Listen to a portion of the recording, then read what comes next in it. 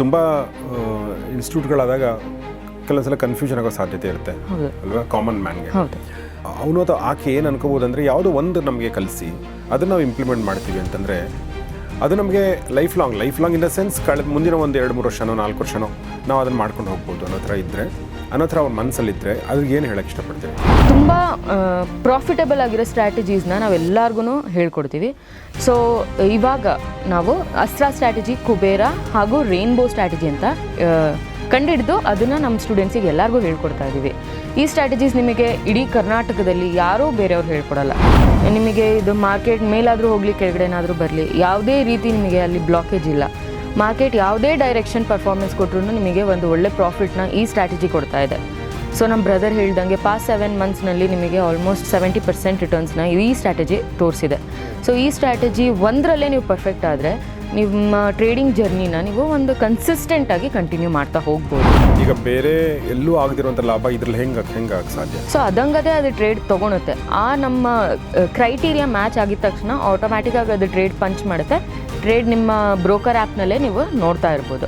So ನೀವು ಅಷ್ಟು time ಕೊಡೋ ಅವಶ್ಯಕತೆ ಇಲ್ಲ. ಇವಾಗ ಒಳ್ಳೆ ಪ್ರಾಫಿಟಲ್ಲಿ ಕಾಣಿಸ್ತಿರುತ್ತೆ, ತುಂಬ ಜನ ಟ್ರಿಗರ್ ಆಗಿ ಎಕ್ಸಿಟ್ ಆಗಿಬಿಡ್ತಾರೆ. ಅದಿನ್ನೂ ಟಾರ್ಗೆಟ್ ಟಚ್ ಆಗಿರಲ್ಲ, ಬಟ್ ಭಯದಿಂದ ಎಕ್ಸಿಟ್ ಆಗ್ತಾರೆ, ವಾಪಸ್ ಮಾರ್ಕೆಟ್ ರಿವರ್ಸ್ ತೊಗೊಂಡ್ಬಿಡ್ಬೋದು ಅಂತ.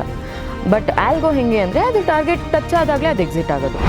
ತಿಂಗಳಿಗೆ 5,000 ಉಳಿಯುತ್ತೆ, 3,000 ಉಳಿಯುತ್ತೆ, 10,000 ಉಳಿಯುತ್ತೆ, ಅಥವಾ 20-25-30,000 ಉಳಿಯುತ್ತೆ ಅಂತಂದರೆ ಅದನ್ನು ಎಫ್ ಡಿನಲ್ಲಿ ಕಾಂಟಿಜೆನ್ಸಿ ಫಂಡ್ ಅಂತ ಅಲ್ಲೂ ಮಾಡ್ಕೊಳ್ಳಿ. ಅಲ್ಲಿ ಮಾಡಬಾರ್ದಂತಲ್ಲ, ಫಸ್ಟ್ ಕಾಂಟಿಜೆನ್ಸಿ ಫಂಡ್ ಮಾಡ್ಕೋಬೇಕು. ಯಾರೇ ಆಗಲಿ ಒಂದು ಆಪದ್ಧನ ಅಂತ ಇಟ್ಕೋಬೇಕು. ನಮ್ಮ ತಂದೆ ಯಾವಾಗಲೂ ಹೇಳೋರು ಆಪದ್ಧನ ಅಂತೇಳಿ ಒಂದಷ್ಟು ಇಟ್ಕೊಳ್ಳಿ. ಆ ಆಪದ್ಧನ ಇಟ್ಕೊಂಡ್ಮೇಲೆ ಒಂದು 3 ತಿಂಗಳು 4 ತಿಂಗಳಿಗೆ ನಿಮ್ಮ ಜೀವನ ಏನು ನಡ್ಸಕ್ಕೆ ಬೇಕೋ ಅದನ್ನೊಂದು ಇಟ್ಕೊಳ್ಳಿ. ಅದಾದಮೇಲೆ ಕೂಡ ಒಂದಷ್ಟು ದುಡ್ಡು ಉಳಿಯುತ್ತಲ್ವ ತಿಂಗಳ ನಿಮಗೆ, ಅದನ್ನೇನು ಮಾಡ್ತೀರಾ?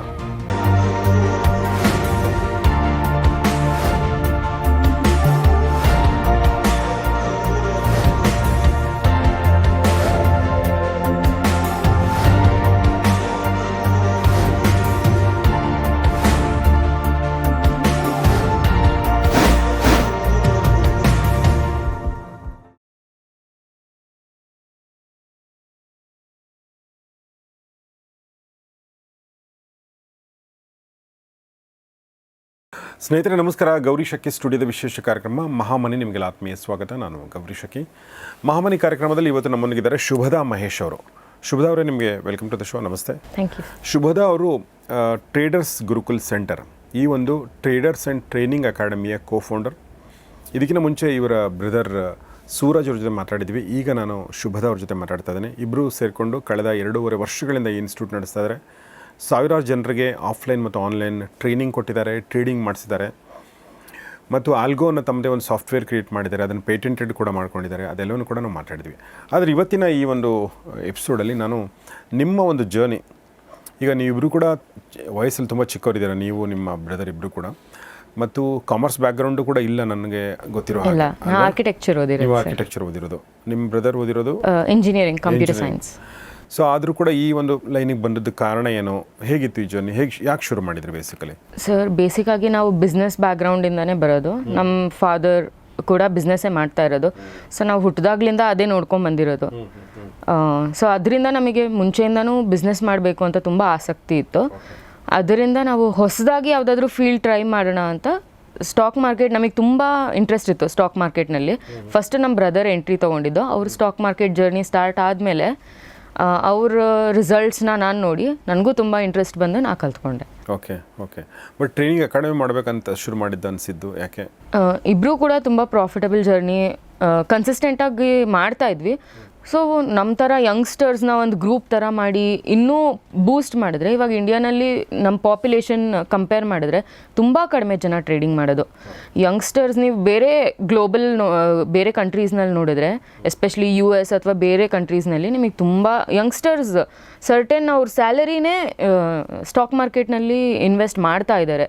ಸೊ ನಮ್ಮಲ್ಲೂ ಕೂಡ ಆ ಥರ ಮಾಡಿದ್ರೆ ನಮ್ಮ ಇಂಡಿಯನ್ ಇಂಡೆಕ್ಸ್ ಏನಿದೆ ತುಂಬ ಚೆನ್ನಾಗಿ ಗ್ರೋತ್ ಆಗುತ್ತೆ, ಸ್ಟಾಕ್ಸ್ ಕೂಡ ತುಂಬ ಚೆನ್ನಾಗಿ ಪರ್ಫಾರ್ಮ್ ಮಾಡುತ್ತೆ, ಬಿಕಾಸ್ ನಿಮಗೆ ವಾಲ್ಯೂಮ್ಸ್ ರೈಸ್ ಆಗುತ್ತೆ. ಸೊ ಅದಕ್ಕೋಸ್ಕರ ನಮ್ಮದೇ ಒಂದು ಕಮ್ಯುನಿಟಿ ಮಾಡೋಣ ಅಂತ ನಾವು ಸ್ಟಾರ್ಟ್ ಮಾಡಿದ್ವಿ. ಓಕೆ, ಕಮ್ಯುನಿಟಿ ಮಾಡೋಣ ಅಂತ ಅಂದ್ಕೊಂಡು, ಅಂದರೆ ಈಗ ಈ ಒಂದು ಯಂಗ್ಸ್ಟರ್ಸ್ ಅಂತ ಹೇಳಿದ್ರಲ್ಲ, ಈಗ ಯೂಶ್ವಲಿ ನಾನು ಇದನ್ನು ಮುಂಚೆ ಕೂಡ ಮಾತಾಡಿದೆ, ಅಂದರೆ ಒಂದಷ್ಟು ದುಡ್ಡು ನೋಡಿದ ಮೇಲೆ ದುಡ್ಡನ್ನು ಗಳಿಸ್ಬೇಕಂತ ಬರುತ್ತೆ. ಓಕೆ, ತುಂಬ ಕಡಿಮೆ ದುಡ್ಡಿದ್ದವ್ರಿಗೆ ಅದು ಆಗಲ್ಲ. ಅಲ್ಲೂ ತುಂಬ ಅಂದರೆ ಇನ್ ದ ಸೆನ್ಸ್ ಈಗ ಒಂದು 20-25-30 ಸಾವಿರ ತೊಗೊಂಡ್ರೆ ಅದ್ರ ಇನ್ವೆಸ್ಟ್ ಮಾಡೋಕ್ಕೆ ಒಂದು ದುಡ್ಡು ಉಳಿಯಲ್ಲ ನಿಮ್ಮ ಹತ್ರ ಕೆಲವೊಂದ್ಸಲ ಅಲ್ವಾ? ಆಮೇಲೆ ನಿಮಗೆ ಆ ನಾಲೆಜ್ ಕೂಡ ಇರಲ್ಲ, ಅಂಥವ್ನು ಹೇಗೆ ಕನ್ವಿನ್ಸ್ ಮಾಡೋಕ್ಕೆ ಸಾಧ್ಯ ಆಗುತ್ತೆ? ಸರ್ ನೀವು ಎನಿ ಅಮೌಂಟಿಂದ ಸ್ಟಾಕ್ಸ್ ಮಾಡ್ಬೋದು. ಬಿಕಾಸ್ ನೀವು ಸ್ಟಾಕ್ಸ್ನ ಪರ್ಚೇಸ್ ಮಾಡುವಾಗ ಕ್ವಾಂಟಿಟಿ ಪ್ರಕಾರ ನಾವು ತೊಗೊಳೋದು. ಸೊ ಅವ್ರ ಪ್ರೈಸಿಗೆ ಅವರು ಕ್ವಾಂಟಿಟಿ ನೋಡ್ಕೊಂಡು ತೊಗೊತಾರೆ. ಇವಾಗ ಅಮೌಂಟ್ ಜಾಸ್ತಿ ಇರೋರು 1000 ಶೇರ್ ತೊಗೊತಾರೆ. ಅಮೌಂಟ್ ಕಡಿಮೆ ಇರೋರು ಅವ್ರ ಕ್ವಾಂಟಿಟಿ ಕಡಿಮೆ ಇರುತ್ತೆ. ಬಟ್ ನೀವು ಪ್ರಾಫಿಟ್ ಪರ್ಸೆಂಟೇಜ್ ನೋಡಿದ್ರೆ ಪರ್ಸೆಂಟೇಜ್ ಲೆಕ್ಕದಲ್ಲಿ ಎಲ್ಲರಿಗೂ ಸೇಮೇ ಬರುತ್ತೆ. ಎಸ್, ಪರ್ಸೆಂಟೇಜ್ ಲೆಕ್ಕದಲ್ಲಿ ಎಲ್ರಿಗೂ ಸೇಮೇ ಬರುತ್ತೆ. ಈ ಕಡಿಮೆ ಮತ್ತು ಜಾಸ್ತಿ ಅಂತ ಹೇಳಿದ್ರೆ ಅದಕ್ಕೆ ಏನಾದರೂ ಉದಾಹರಣೆ ಕೊಡ್ಬೋದಾ? ಸೊ ಇವಾಗ ಫಾರ್ ಎಕ್ಸಾಂಪಲ್ ನಾನು 10,000 ಇಟ್ಕೊಂಡು ಸ್ಟಾರ್ಟ್ ಮಾಡಿದ್ದೀನಿ. ಯಾವುದೋ ಒಂದು ಒಳ್ಳೆ ಸ್ಟಾಕ್ನಲ್ಲಿ ನಾನು ಇನ್ವೆಸ್ಟ್ ಮಾಡಿದ್ದೀನಿ. 4% ಪ್ರಕಾರನ ಲೆಕ್ಕ ಹಾಕಿದ್ರೆ 10,000ಗೆ 4% ನಿಮಗೆ 400 ರುಪೀಸ್ ಆಗುತ್ತೆ. ನಾನು ಅದೇ ಥರ 1 ಲ್ಯಾಕಿಗೆ 4% ಮಾಡ್ತಾ ಇದ್ದೀನಿ ಅಂದರೆ 4,000 ಆಗುತ್ತೆ. ನಾವು ಇದನ್ನೇ ಕಂಪ್ಲೀಟಾಗಿ ಮಾಡಬೇಕು ಅಂದರೆ ನಾವು 10 ಲ್ಯಾಕ್ಸಿಂದ ಸ್ಟಾರ್ಟ್ ಮಾಡಿದ್ರೆ ನಿಮಗೆ ಅವಾಗ 40-50,000 ಮಾಡ್ಬೋದು ಪರ್ ಮಂತ್. ಎಕ್ಸಾಕ್ಟ್ಲಿ. ಸೊ ನಿಮ್ಮ ಬಂಡವಾಳಕ್ಕೆ ತಕ್ಕಂತೆ ನೀವು ಹೆಚ್ಚು ಕಡಿಮೆ ನಿಮಗೆ ಪರ್ಸೆಂಟೇಜ್ ಲೆಕ್ಕದಲ್ಲಿ. ಈಗ ನಿಮ್ಮ ಈ ಒಂದು ಗುರುಕುಲ್ ಟ್ರೇಡಿಂಗ್ ಸೆಂಟರ್ನಲ್ಲಿ ಈಗ ತುಂಬ ಸೆಂಟರ್ಗಳಿದೆ, ಬೆಂಗಳೂರು ಕೂಡ ಇದೆ, ಬೇರೆ ಬೇರೆ ಕಡೆ ಕೂಡ ಇದೆ. ಸೊ ನಿಮ್ಮದು ಏನು ವಿಭಿನ್ನತೆ ಶುಭದಾ ಅವರೇ? ಸರ್ ನಾವು ಈಕ್ವಿಟಿ ಹಾಗೂ ಡಿರೈವೇಟಿವ್ ಎರಡಕ್ಕೂ ಈಕ್ವಲ್ ಆಗಿ ಇಂಪಾರ್ಟೆನ್ಸ್ ಕೊಡ್ತೀವಿ. ಸೊ ನಮ್ಮಲ್ಲಿ ಬರೋರು ತುಂಬ ಜನ ಈಕ್ವಿಟಿ ಪ್ರಿಫರ್ ಮಾಡ್ತಾರೆ, ಬಟ್ ಕಂಪ್ಯಾರಿಟಿವ್ಲಿ ಡಿರೈವೇಟಿವ್ಸ್ನ ಪ್ರಿಫರ್ ಮಾಡೋರು ತುಂಬ ಜಾಸ್ತಿ ಜನ ಇದ್ದಾರೆ. ನಮ್ಮ ಇನ್ಸ್ಟಿಟ್ಯೂಟ್ನಲ್ಲಿ ತುಂಬ ಪ್ರಾಫಿಟಬಲ್ ಆಗಿರೋ ಸ್ಟ್ರಾಟಜೀಸ್ನ ನಾವೆಲ್ಲರಿಗೂ ಹೇಳ್ಕೊಡ್ತೀವಿ. ಸೊ ಇವಾಗ ನಾವು ಅಸ್ತ್ರ ಸ್ಟ್ರಾಟಜಿ, ಕುಬೇರ ಹಾಗೂ ರೇನ್ಬೋ ಸ್ಟ್ರಾಟಜಿ ಅಂತ ಕಂಡಿಡಿದು ಅದನ್ನು ನಮ್ಮ ಸ್ಟೂಡೆಂಟ್ಸಿಗೆ ಎಲ್ಲರಿಗೂ ಹೇಳ್ಕೊಡ್ತಾ ಇದ್ದೀವಿ. ಈ ಸ್ಟ್ರಾಟಜೀಸ್ ನಿಮಗೆ ಇಡೀ ಕರ್ನಾಟಕದಲ್ಲಿ ಯಾರೂ ಬೇರೆಯವ್ರು ಹೇಳ್ಕೊಡಲ್ಲ. ಇದು ಪರ್ಟಿಕ್ಯುಲರ್ ಆಗಿ ಬರೀ ನಮ್ಮ ಸ್ಟೂಡೆಂಟ್ಸಿಗೆ ಮಾತ್ರ ನಾವು ಕೋಚ್ ಮಾಡ್ತಾ ಇರೋ ಸ್ಟ್ರಾಟಜಿ. ಇದರದೇ ಪ್ರೀವಿಯಸ್ ಡೇಟಾನ ನೋಡಿ ತುಂಬ ಇಂಟ್ರೆಸ್ಟಿಂದ ನಮ್ಮ ಸ್ಟೂಡೆಂಟ್ಸು ಇದನ್ನು ಕಂಪ್ಲೀಟ್ ಆಲ್ಗೋ ಮಾಡಿಕೊಡಿ ಅಂದರು.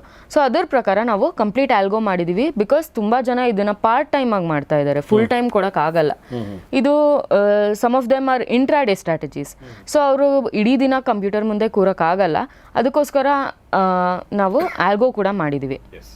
ಈಗ ನೀವು ಒಂದಷ್ಟು ಹೆಸರುಗಳು ಹೇಳಿದ್ರಿ, ಕುಬೇರ, ಅಸ್ತ್ರ ಹಾಗೂ ರೇನ್ಬೋ. ಏನಿವೆಲ್ಲ ಹೀಗಂದ್ರೆ? ಮೂರು ಕೂಡ ತುಂಬ ಇಂಪಾರ್ಟೆಂಟ್ ಸ್ಟ್ರಾಟಜೀಸ್, ತುಂಬ ಚೆನ್ನಾಗಿ ನಡೀತಾ ಇರೋ ಸ್ಟ್ರಾಟಜೀಸ್.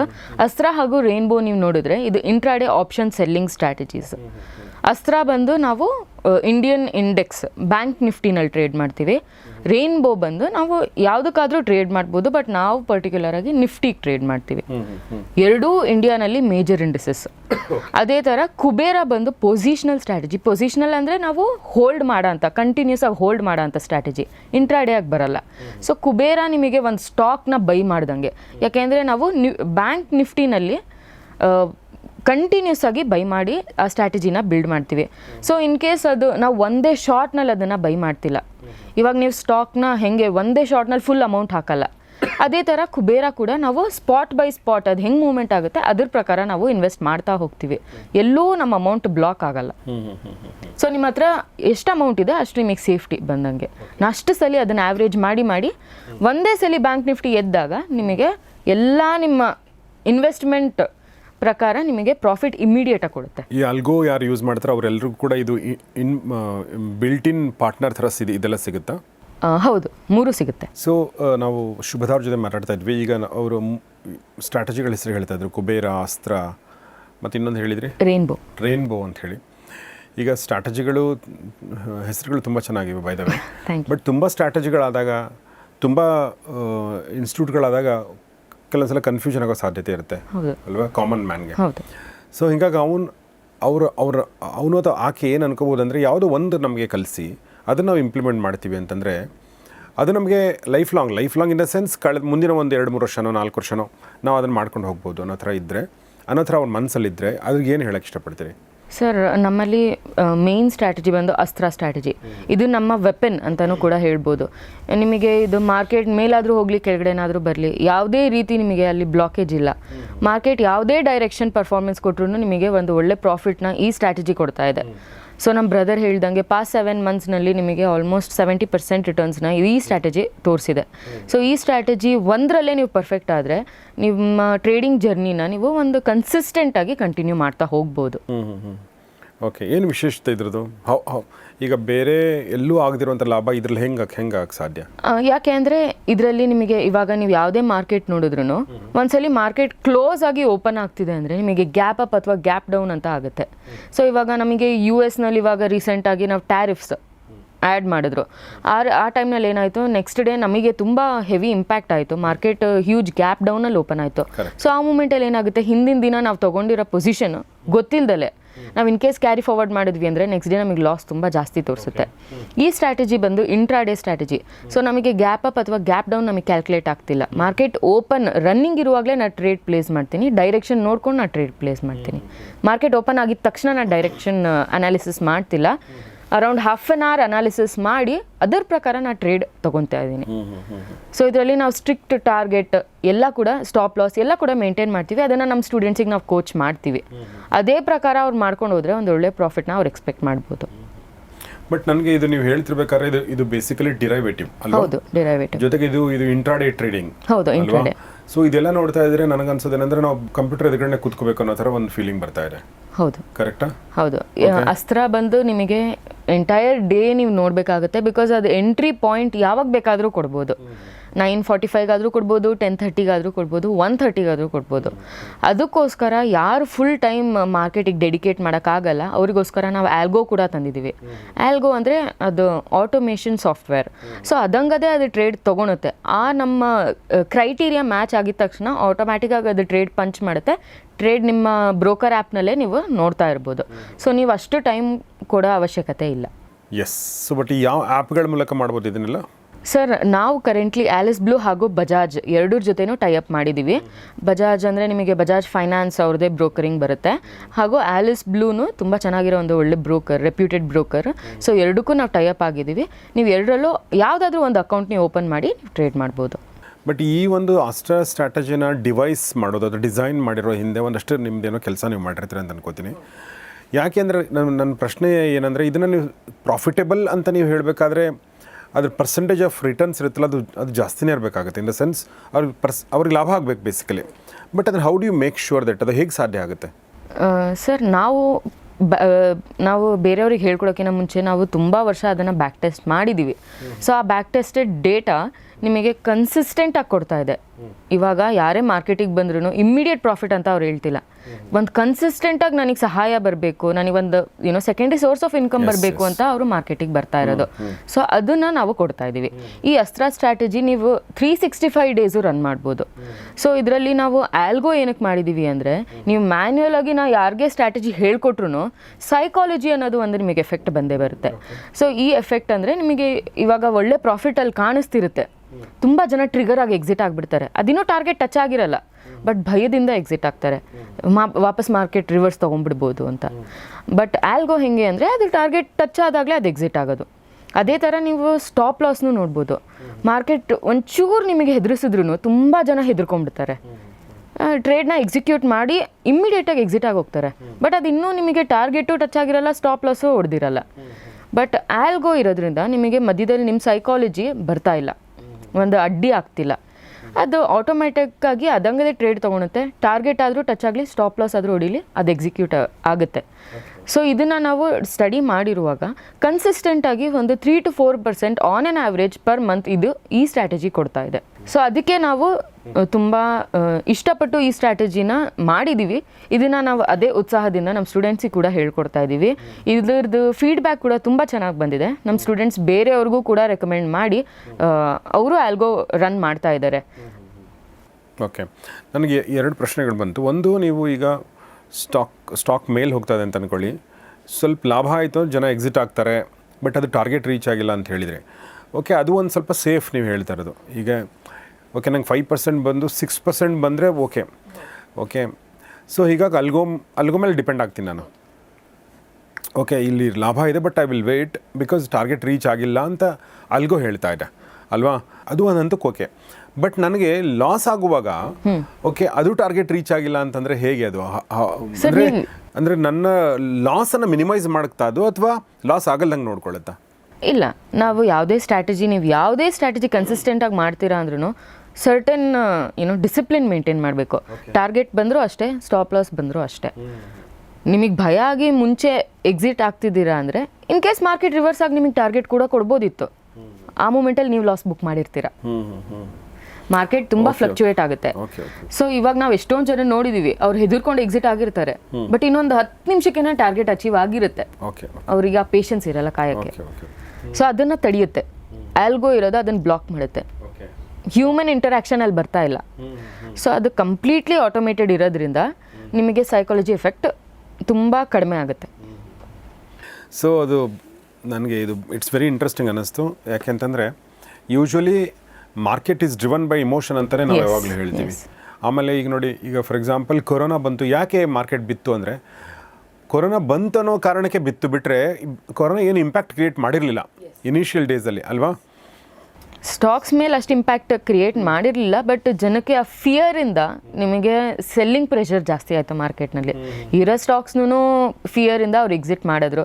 ಸೊ ಆ ಸೆಲ್ಲಿಂಗ್ ಪ್ರೆಷರಿಂದ ಮಾರ್ಕೆಟ್ ಬಿತ್ತು. ಸೊ ಶುಭದವ್ರ ಜೊತೆ ಮಾತಾಡಬೇಕಾದ್ರೆ ನನಗೆ 2 ವಿಚಾರಗಳು ಅನ್ನಿಸ್ತಾ ಇತ್ತು. ಮೊದಲನೇ ವಿಚಾರ ಯೂತ್ ಎಂಪವರ್ಮೆಂಟ್ ಬಗ್ಗೆ. ಅದು ನೀವು ಆಲ್ರೆಡಿ ನೀವೇ ಮಾಡಿದ್ದೀರಾ, ಮತ್ತು ನೀವು ಯೂತ್ಸ್ ಕೂಡ ನಿಮ್ಮ ಸ್ಟೂಡೆಂಟ್ಸಲ್ಲಿ ತುಂಬ ಜನ ಇದ್ದಾರೆ. ತುಂಬ ಜನ ಇದ್ದಾರೆ ಸರ್. ನಮಗೆ ಆಲ್ಮೋಸ್ಟ್ ಡಿಗ್ರಿಯಿಂದ ಸ್ಟಾರ್ಟ್ ಆಗುತ್ತೆ.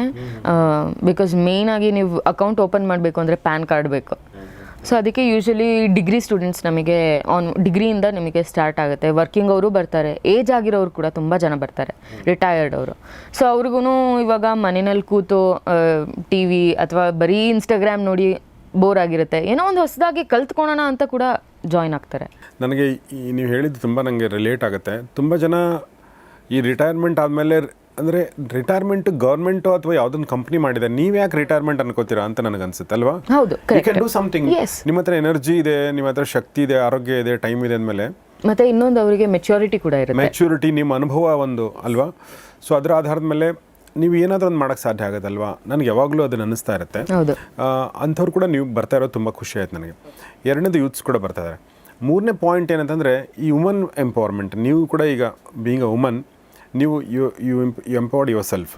ಬಟ್ ಬೇರೆ ಹೆಣ್ಮಕ್ಳಿಗೆ ಹೇಗೆ ಹೆಲ್ಪ್ ಮಾಡ್ತಾ ಇದ್ದೀರಾ sir?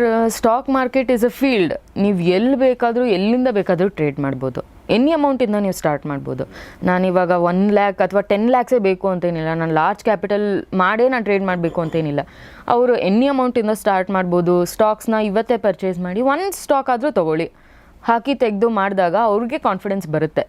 So especially for people house wives, ನಮಗೆ ತುಂಬ ಜನ ಹೌಸ್ ವೈಫ್ಸ್ ಬರ್ತಾರೆ, ನನಗೂ ಒಂದು ಸೆಕೆಂಡ್ರಿ ಸೋರ್ಸ್ ಆಫ್ ಇನ್ಕಮ್ ಬರಬೇಕು, ನನಗೂ ಕೂಡ ಏನೋ ಒಂದು ಅರ್ನಿಂಗ್ ಬರಬೇಕು, ನಾನು ಕೂಡ ನನ್ನ ಓನಾಗಿ ನಾನು ನಿಂತ್ಕೊಬೇಕು ಅಂತ ಆಸೆಯಿಂದ ಅವ್ರು ಬರ್ತಾರೆ. ಸೊ ಅದರಿಂದ ನಾವು ಅವರಿಗೆ ಸ್ಟಾಕ್ ಮಾರ್ಕೆಟ್ ತುಂಬ ಒಳ್ಳೆ ಫೀಲ್ಡ್ ಅಂತ ಹೇಳೋಕ್ಕೆ ಇಷ್ಟಪಡ್ತೀನಿ. ಅವ್ರು ಎಲ್ಲಿಂದ ಬೇಕಾದರೂ ಮಾಡ್ಬೋದು. ಅಥವಾ ಅವರು ಇನ್ ಕೇಸ್ ತುಂಬ ಟ್ರಾವೆಲಿಂಗ್ ಇಷ್ಟಪಡ್ತಾರೆ ಅಂದರೆ ಅವರು ಎಲ್ಲಿ ಯಾವ ಕಂಟ್ರಿಯಿಂದ ಬೇಕಾದರೂ ಟ್ರೇಡ್ ಮಾಡ್ಬೋದು. ಓಕೆ, ಈಗ ಇಂಟರ್ನೆಟ್ ಇರೋದ್ರಿಂದ ಅದೆಲ್ಲ ಮ್ಯಾಟ್ರ್ ಆಗಲ್ಲ.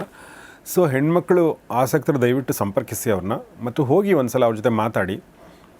Okay, talk to Shubhada, talk to Suraj, ನಿಮ್ಗೆ ಅರ್ಥ ಆಗುತ್ತೆ. ಆಮೇಲೆ ನೀವು ಕಾಲ್ ತೊಗೋಬೋದು. ಬಟ್ ಅದಕ್ಕಿಂತ ಮುಂಚೆ ನೀವು ಮಾಡಬೇಕಾಗಿರೋದೇನೆಂದರೆ ಅವ್ರದ್ದೊಂದು ಆ್ಯಪ್ ಲಿಂಕ್ ನಾನು ಡಿಸ್ಕ್ರಿಪ್ಷನ್ ಕೊಟ್ಟಿರ್ತೀನಿ, ಟ್ರೇಡರ್ಸ್ ಗುರುಕುಲ್ ಸೆಂಟರ್ ಆ್ಯಪ್ನ. ಅದನ್ನು ನೀವು ಡೌನ್ಲೋಡ್ ಮಾಡ್ಕೊಳ್ಳಿ, ಮತ್ತು ಕೇವಲ 99 ರೂಪಾಯಿ ಕೊಟ್ಟರೆ ಒಂದು ವಿಡಿಯೋ ನಿಮಗೆ ಅದರಲ್ಲಿ ಪ್ಲೇ ಆಗುತ್ತೆ. ಆಲ್ಗೋ ನಾವು ಹೇಳ್ಕೊಡ್ತೀವಿ. ಅದ್ರ ಜೊತೆ ನಮ್ಮ ಅಸ್ತ್ರ ಸ್ಟ್ರಾಟಜಿ ಎಲ್ಲ ಹೆಂಗೆ ರನ್ ಆಗುತ್ತೆ, ಪಾಸ್ಟ್ 7 months ಡೇಟಾ ಎಲ್ಲ ಕೂಡ ನಾವು ಅದರಲ್ಲಿ ಪ್ರೊವೈಡ್ ಮಾಡ್ತೀವಿ. ನಿಮಗೆ ಅಂದರೆ ನಿಮ್ಮ ಇನ್ವೆಸ್ಟ್ಮೆಂಟ್ ತುಂಬ ಮಿನಿಮಮ್. ಸೊ ನಿಮಗೆ ಅದ್ರ ಮೇಲೆ ನಂಬಿಕೆ ಬಂದರೆ ನೀವು ಮುಂದೆ ಹೋಗ್ಬೋದು. Basically moral of the story ಏನಂತಂದರೆ, ಒಂದು ಸಣ್ಣ ದುಡ್ಡಿದೆ, ತಿಂಗಳಿಗೆ 5,000 ಉಳಿಯುತ್ತೆ, 3,000 ಉಳಿಯುತ್ತೆ, 10,000 ಉಳಿಯುತ್ತೆ, ಅಥವಾ 20-25-30,000 ಉಳಿಯುತ್ತೆ ಅಂತಂದರೆ ಅದನ್ನು FD-ನಲ್ಲಿ ಕಾಂಟಿಂಜೆನ್ಸಿ ಫಂಡ್ ಅಂತ ಅಲ್ಲೂ ಮಾಡ್ಕೊಳ್ಳಿ. ಅಲ್ಲಿ ಮಾಡಬಾರ್ದಂತಲ್ಲ, ಫಸ್ಟ್ ಕಾಂಟಿಂಜೆನ್ಸಿ ಫಂಡ್ ಮಾಡ್ಕೋಬೇಕು. ಯಾರೇ ಆಗಲಿ ಒಂದು ಆಪದ್ಧನ ಅಂತ ಇಟ್ಕೋಬೇಕು. ನಮ್ಮ ತಂದೆ ಯಾವಾಗಲೂ ಹೇಳೋರು, ಆಪದ್ಧನ ಅಂಥೇಳಿ ಒಂದಷ್ಟು ಇಟ್ಕೊಳ್ಳಿ.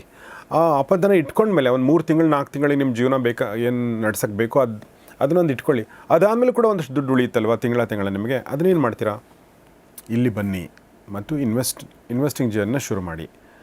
ಸೊ ಅಷ್ಟು ಹೇಳ್ತಾ ಇವತ್ತಿನ ಎಪಿಸೋಡ್ ಮುಗಿಸೋದನ್ನೇ. ಶುಭದ ತುಂಬ ಧನ್ಯವಾದ ನಿಮಗೆ ನಮ್ಮ ಜೊತೆ ಇಷ್ಟೊತ್ತು ಮಾತಾಡಿದ್ರಿ.